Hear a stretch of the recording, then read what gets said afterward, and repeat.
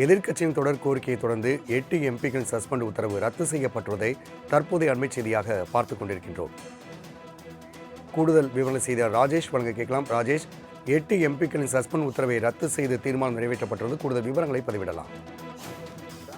வணக்கம். குடியரசுத் தலைவர் உரைக்கு நன்றி தெரிவிக்கும் தீர்மானம் தொடர்பான விவாதத்தின் போது மக்களவையில் ஏற்பட்ட கடும் அமளியை தொடர்ந்து எதிர்க்கட்சிகளை சேர்ந்த 8 மக்களவை உறுப்பினர்கள் நடப்பு கூட்டத்தொடர் மீதுள்ள காலத்திற்கு இடைநீக்கம் செய்யப்படுவதாக ஏற்கனவே அறிவித்திருந்தார்கள்.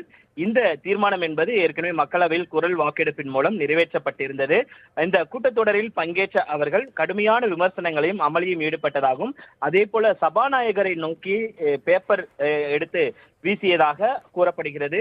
இதனால் இங்கு இரு தரப்பினருக்கும் இடையே அந்த கடும் வாக்குவாதம் ஏற்பட்டதை அடுத்து சபாநாயகரை நோக்கி காகிதம் எறியப்பட்டதாக கூறப்பட்ட நிலையில் 8 எம்பிக்கள், அதாவது காங்கிரஸ் உள்ளிட்ட 8 எம்பிக்கள் அவர்கள் மீதான அந்த நடவடிக்கை என்பது எடுக்கப்பட்டு இடைநீக்கம் செய்யப்படுவதாக ஏற்கனவே அறிவித்திருந்தார்கள். இந்த நிலையில்தான் எதிர்க்கட்சிகள் தொடர்ச்சியாக பல்வேறு கோரிக்கைகளை வைத்திருந்தார்கள். அந்த கோரிக்கையின் அடிப்படையில் தற்பொழுது அந்த 8 மக்களவை உறுப்பினர்கள் மீது எடுக்கப்பட்ட நடவடிக்கைகள் ரத்து செய்யப்படுவதாக அறிவிக்கப்பட்டிருக்கிறது. எதிர்க்கட்சியின் தொடர் கோரிக்கையை தொடர்ந்து 8 எம்பிக்கள் சஸ்பெண்ட் உத்தரவு ரத்து செய்யப்பட்டுள்ளதை தற்போதைய அண்மை செய்தியாக பார்த்துக் கொண்டிருக்கின்றோம். கூடுதல் விவரம் செய்தியாளர் ராஜேஷ் வழங்க கேட்கலாம். ராஜேஷ், 8 எம்பிக்களின் சஸ்பெண்ட் உத்தரவை ரத்து செய்து தீர்மானம் நிறைவேற்றப்பட்டுள்ளது. கூடுதல் விவரங்களை பதிவிடலாம்.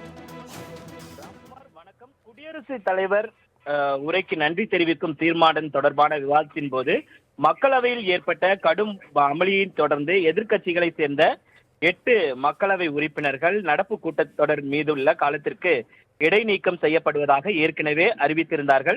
இந்த தீர்மானம் என்பது ஏற்கனவே மக்களவையில் குரல் வாக்கெடுப்பின் மூலம் நிறைவேற்றப்பட்டிருந்தது. இந்த கூட்டத்தொடரில் பங்கேற்ற அவர்கள் கடுமையான விமர்சனங்களையும் அமளியும் ஈடுபட்டதாகவும், அதே போல சபாநாயகரை நோக்கி பேப்பர் எடுத்து வீசியதாக கூறப்படுகிறது.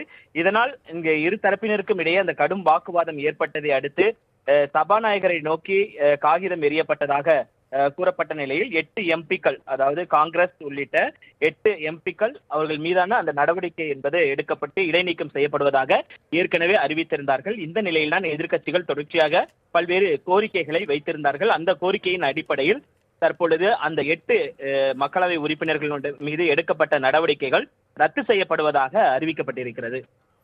ராஜேஷ், தகவலுக்கு நன்றி.